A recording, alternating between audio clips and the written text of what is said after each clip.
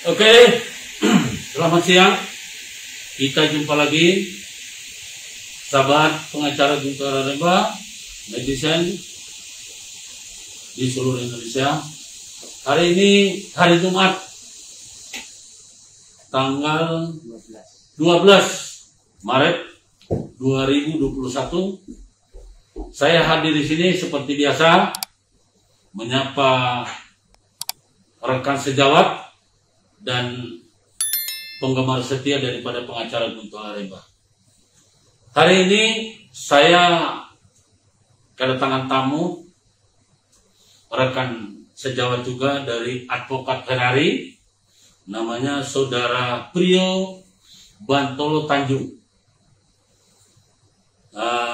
Saya ingin memberikan edukasi terkait permasalahan hukum sebagaimana selama ini yang selalu saya berikan. Assalamualaikum warahmatullahi wabarakatuh. Salam sejahtera untuk kita semua. Netizen, saya tidak akan pernah habis-habisnya untuk memberikan edukasi agar masyarakat pada akhirnya mengerti itu hukum kayak apa yang ada di negara kita dan penerapannya seperti apa. Saya berbicara di sini selaku aktivis penggiat hukum pejuang kebenaran, Ketua Proteksi Perlindungan Hukum, dan juga sebagai Kepala Kantor Firma Hukum Mahkamah Kebenaran. Saya bukan hanya sekedar selaku aktivis penggiat hukum, tapi saya ini adalah pelaku daripada sebagai advokat yang juga sebagai terdakwa, ya, terdakwa di mana hukum kita ini aneh bin ajaib, ya. Banyak orang yang sedang atau yang sering mengeluh tentang ketidakadilan. Sesungguhnya ketidakadilan itu bukan karena semata-mata undang-undangnya yang salah. Saya mengamati belakangan ini perkembangan bahwa banyak orang berbicara tentang undang-undang ITE yang harus direvisi. Sebetulnya mau direvisi sampai 1000 kali, sampai 1.000.000 kali, kalau penerapan hukum di lapangan itu dia berdasarkan ketentuan, pasti tidak ada gunanya. Jadi sebagai, saya bukan ini mohon maaf, ya, sebagai praktisi hukum, saya sangat menyayangkan bahwa kita terlalu banyak berbicara mengenai ketentuan dan undang-undang. Padahal sesungguhnya bukan di situ permasalahannya. Permasalahan menurut saya sebagai orang yang benar-benar aktif memperjuangkan hukum dan memperjuangkan juga harkat martabat saya, harkat martabat keluarga saya, harkat martabat orang lain yang saya bela. Saya melihat bukan persoalan di hukumnya atau undang-undangnya, tetapi persoalan daripada hukum yang dibelokkan. Sebab apa? Saya melihat ini banyak sekali orang-orang pinter yang hanya selalu mengatakan bahwa masalah undang-undangnya kurang bagus, masalah rezimnya. Sebetulnya bukan itu. Dari zaman dulu kita selalu melihat ketidakadilan selalu ada. Dari mana ketidakadilan sumbernya?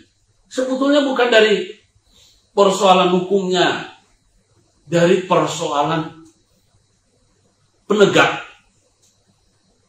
Penegak itu memiliki wewenang untuk menjalankan amanat undang-undang.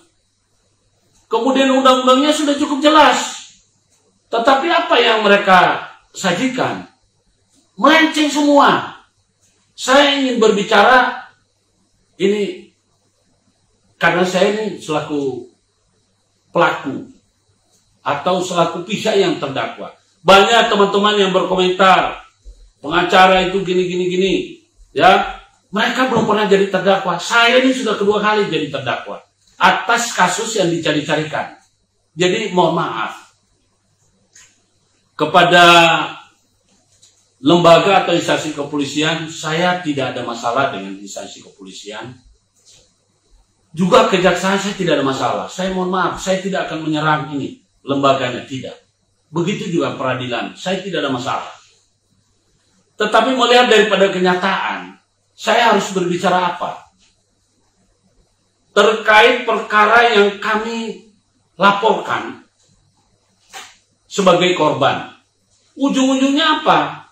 Kami dibalikkan jadi kriminalisasi. Loh, saya sebagai aktivis penggiat hukum, saya tidak akan mundur. Ya, banyak teman bilang jangan melawan kekuasaan. Saya bilang cuma hidup sekali. Pada akhirnya akan mati. Saya sudah tidak takut soal hukuman. Sepanjang saya tidak melakukan kesalahan, hukuman yang paling saya takutkan adalah di akhirat. Di muka bumi ini sepanjang saya benar, saya akan lawan. Kalau saya salah, anak kecil pun saya takuti. Jadi dalam kesempatan ini saya ingin memberikan edukasi kepada masyarakat seluruh Indonesia, termasuk kepada aparat penegak hukum, ya, dan kepada rekan-rekan para aktivis dan penggiat hukum. Kita mencoba yang namanya menelaah. Sesungguhnya hukum kita sudah bagus. Seperti kita tahu dalam hukum kita itu diterangkan pada bab 1, ya, KUHP, Kitab Undang-Undang Hukum Acara Pidana. Di sana diatur, ya, diatur tentang kedudukan penyidik, kedudukan yang namanya jaksa, JPU, dan kedudukan hakim. Di bab 1 sudah jelas diterangkan di situ. Nah, sebelum kita bicara masalah bab 1, kita bicara masalah konsideran. Yang saya lihat ini banyak, ya, banyak sekali penegak hukum yang tidak pernah membaca undang-undang, tapi mereka diberi kewenangan. Ini yang berbahaya bagi negara. Jadi kepada yang terhormat Bapak Presiden Jokowi, kepada yang terhormat Bapak Mahfud MD, dan yang terhormat kepada Ketua DPR RI, Ketua Mahkamah Agung, yang terhormat Bapak Ketua Mahkamah Agung dan jajarannya, serta stakeholder yang lainnya.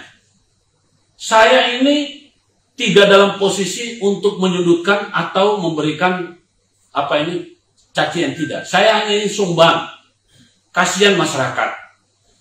Kita tahu bahwa Undang-Undang Nomor 8 Tahun 99 tentang aparatur negara itu sudah jelas mengatakan, ya. Jadi kalau kita bicara masalah, saya kembali dulu ke undang-undang kita yang Undang-Undang Nomor 8 Tahun 99, ya. Oh, bukan Undang-Undang Nomor 28 tentang penyelenggaraan negara yang bersih dan bebas dari korupsi, kolusi, dan nepotisme. Ya, bahwa di sana sudah jelas diktumnya konsiderannya jelas. Ya, menimbang bahwa penyelenggara negara mempunyai peranan yang sangat menentukan dalam penyelenggaraan negara untuk mencapai cita-cita perjuangan bangsa mewujudkan masyarakat yang adil dan makmur sebagaimana tercantum dalam Undang-Undang Dasar 45. Ini jelas. Ya, ini adalah di konsideran huruf A, bahwa untuk huruf B, bahwa untuk mewujudkan penyelenggaraan negara yang mampu menjalankan fungsi dan tugasnya secara sungguh-sungguh dan penuh tanggung jawab, perlu diletakkan asas-asas penyelenggaraan negara. Ini sudah jelas. Tetapi mohon maaf Pak, ini semuanya dibelokkan.